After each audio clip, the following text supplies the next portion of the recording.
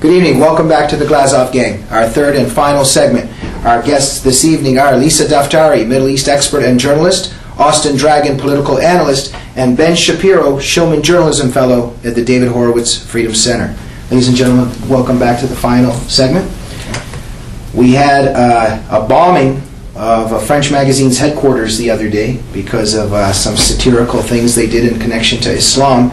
And instead of the West and Europe and France standing up and saying this particular group has to get a sense of humor and not engage in violence, it almost seems that there's a lot of, there's a Stockholm syndrome happening. We even have Time magazine in France saying that this was provocational, etc. I want to lead in with that, but the larger question is, in terms of what we see happening in the culture and how we're backing down, is Europe lost? Austin, let me begin with you. The answer is yes. In about 20 to 25 years, Islam will be will be the majority, so that... Demographically, right? Yeah. And they have been basically turning the other way all of this time, and I have relatives who live there, and that's what's going to happen. They're going to take over. And it's really sad to see, but part of the problem is also just the economy that they have put together, this massive welfare state. They're not having children. The Islamic population is having multiple children, so and they're having to bring them in, so you're basically going to see the collapse of Western Europe. Austin, why did Europe give away its culture and its civilization?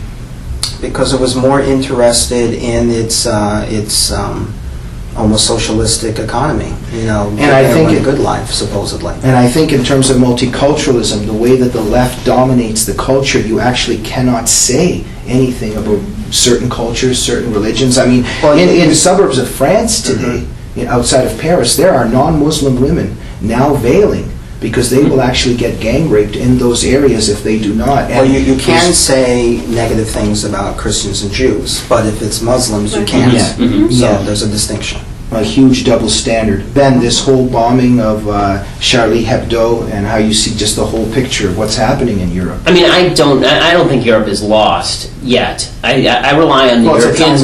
I don't even think they're going to be lost in the next 30 years. I rely on their native xenophobia and racism to save them. I mean, at a certain point, like Mark Stein, I believe the Europeans will go back to their fascist ruse and begin killing people. Wait, are you being serious? No, I mean, to a certain extent, I'm being absolutely serious. Wait a minute. Look at the rise of people like Le Pen. Are you saying that France. there's going to be fighting in the streets? I believe there will absolutely be violence there. There are already riots in the streets. Okay, but in a sense... At a certain point, the Europeans are going to fight back. Right? I mean, there are already riots in the streets happening in France where they are burning cars and where they're attacking people. But as a culture, the Europeans gave up in terms of defending their civilization, of right and wrong, that you cannot bomb these headquarters, that in terms of the texts of Islamic teachings, like to actually stand up and categorically say that certain teachings and theologies are wrong. This is the problem. The Europeans didn't have the guts to do it. Right. Well, I mean, and what they are having the guts to do right now is they're turning to the rates of anti-Semitism are rising dramatically in Europe right now because the Jews are always the convenient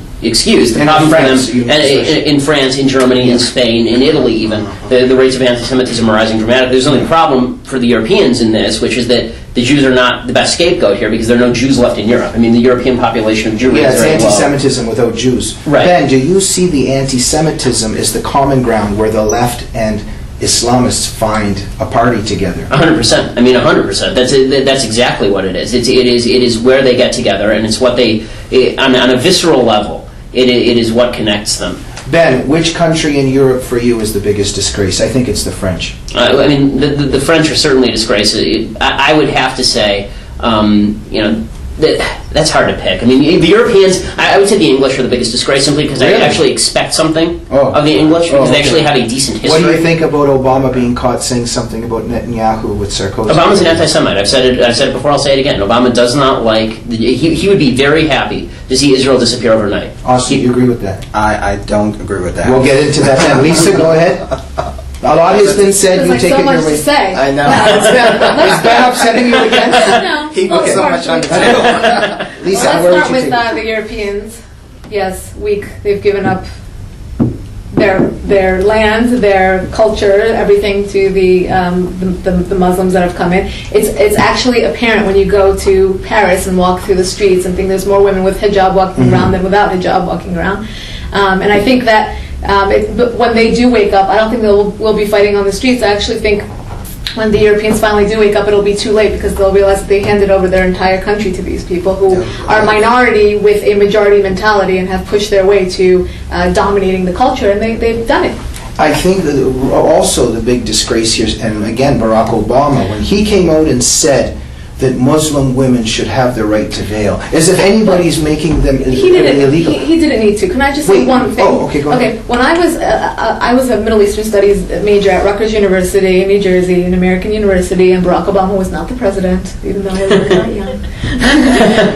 He was not the president. Okay. I would be it was very intimidating to say anything against Islam in any of my classes, and the majority of Middle Eastern Studies students were Muslim. So I would have a very hard time, and to a certain extent, the kids were very friendly with me until they found out that I am not Muslim, and then it kind of, it wasn't a That's actually very interesting. But my point being, that's American culture as well, similar. But I do agree with you that they have, since I think after 9/11, the American Muslims became emboldened for some reason, and ever since Barack Obama became president, they've further become even further comfortable and brazen. And the panelists said, you can say anything about any other religion or race, but you cannot say anything about the Muslims. I was going to say that the big problem is Barack Obama comes forward and says Muslim women should have the right to veil. Yes, we know that. What he's supposed to say, if he has integrity and honor, is there are Muslim women who don't want to veil, should have the right not to veil and not face violence in their communities. And that's what a president with integrity and honor should say. And if you go to a Catholic university, then you shouldn't be offended if you're a Muslim. That's another issue in terms of lately there's a lawsuit about the crosses, etc. At a Catholic university, it's incredible who was what's kind happening enough to in our let culture. anyone of another. Ladies and gentlemen, we have a couple minutes left in this third segment. I'm going to surprise you a little bit. Anybody that joins the Glazov gang is investigated by our private investigators. You've been being followed around a little bit, and I'm going to put you on the spot because we want to know a little bit about each member. Austin, we have found out that you are going to be in a marathon soon. Can you tell us about it? Oh wow! Yes, I'm training to run some half marathons and lead up to the LA Marathon. Something non-political, Cool. Are you and you're getting ready for this? Is it hard, or how many miles or kilometers is it? Well, it's 26. Yeah, 26. And when is this? In a couple months? Oh no, I'm training for the one, probably not even next year, but the one after. Is this connected to a conservative cause, or it's just totally personal? Or? Something non-political. But are you getting ready maybe for the fighting in the streets that... Maybe I could use those skills. You were also overheard at a party by one of our investigators saying you are against young people going to college. Is this true? Wow, you're getting into all that. Well, I mean, the reality is that a lot of our colleges, it's not about learning, it's about indoctrination. And in fact, you could say that about K through 12. And being in the employment field for almost 20 years, and you're having kids come out with 6 figures in debt, and they have a degree, they don't know what they're going to do, and it's like, what are we telling them? What are we doing to them? So You believe in people reading books instead and not wasting their money? Books, libraries, radical things Maybe, like that. you know what, this is a topic for the next discussion. Ben Shapiro, some of our investigators found you at Occupy Los Angeles the other day, but you were actually taking pictures. Tell us a little bit what you were doing there and what you saw. Yeah, exactly. That's horrible. No, I was down there because my wife was getting her taking her citizenship test, and naturally the government was running 2 hours behind, so I'm stuck down there doing nothing, and I happen to have a camera in my backpack. And when they say that it is filled with dirty, smelly hippies, they are not lying. It is dirty, smelly hippies. And you never see the Tea Partiers conducting themselves. Oh my God, no! I mean, let's just put it this way: the smell of pot was not absent from the premises. I mean, there's a good deal of smoking. And you did not inhale. I did not inhale. No. Lisa, our investigators followed you around, but they couldn't catch up to you. Very fast driver, and we couldn't get anything. Could you just offer what are some of your short-term plans? What are you up to? Maybe something to do with Iran or whatever you're up to. Busy covering everything Middle East. And definitely looking into Iran. The Christian pastor has been on my radar. Yeah. I've been following his case very closely. What's going to happen? They're waiting for the Supreme Leader, Khamenei, to make a decision on the case. He probably will not. Should we hold our breath waiting for Barack Obama to take a stand?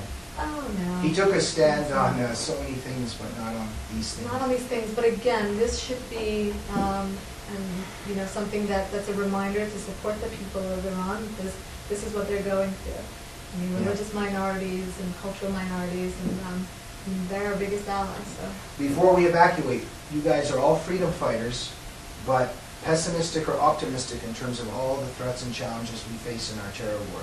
Austin? I'm pessimistic now, but I'm optimistic after the election, because I believe the right outcome will happen. And you think who will lose? Barack Obama? I don't think he'll be elected president. Ben. Pessimistic in terms of the 2012 election, but You optimistic. think Obama will win? I do think he'll win, and I think I'm optimistic. I mean, he's my man, right? No, Will you still be friends with Austin? No, I mean, I think that he has a lot of momentum, and Okay. I think it'll be difficult to overcome. Okay, just a second. Who will beat Obama? Well, I believe Romney can. Romney can beat Obama. You don't agree? I disagree. You think, okay, optimism or pessimism? I'm generally such an optimistic person, but Excellent. overall, really pessimistic. Wow. Lisa Daftari, Ben Shapiro, and Austin Dragon, thank you for joining us. I just want to say that Lisa Daftari is the godmother of this series because of her kindness and graceful generosity. She made this series a possibility. Thank you very much, Lisa. I'm very grateful to you. Join us for the next edition of the Glazov Game.